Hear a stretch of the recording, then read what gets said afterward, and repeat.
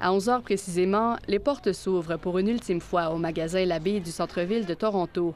Des dizaines de clients faisaient déjà la file depuis quelques minutes.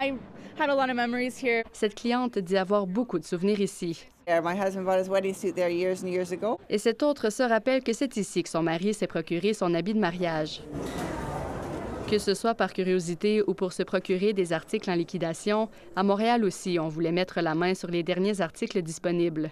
L'entreprise liquide son inventaire depuis plusieurs semaines, ce qui laisse moins de choix aux derniers clients. Il n'y avait plus rien dans les magasins. Les gens, ils se battaient pour des petits flocons de maquillage, je pense. J'ai fait le tour, c'est complètement vide. J'ai l'impression que c'est l'apocalypse. Il n'y a plus rien du tout. L'Abbé, c'était mon magasin. Moi, j'ai connu l'Abbé sur la Côte-Nord. Ça s'appelait à l'époque l'Abbé du Hudson.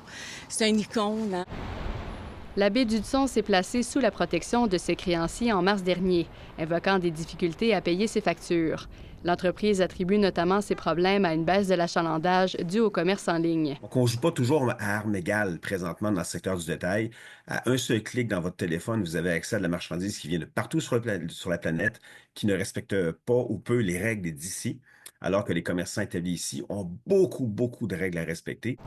Si d'un côté, Canadien Tailleux dit avoir acquis la propriété intellectuelle de l'Abbé pour 30 millions de dollars, l'avenir des magasins, une fois vidés de leurs marchandises, est encore en suspens. On pourrait penser aussi que cet espace-là pourrait être transformé en espace de bureau ou en aire de divertissement. Bref, je pense qu'il y a d'autres solutions, il y a d'autres pistes que l'entreprise peut envisager. I'm putting my badge on for the last time. Patricia Piper épingle son insigne pour la dernière fois, après 27 ans à l'emploi de l'Abbé.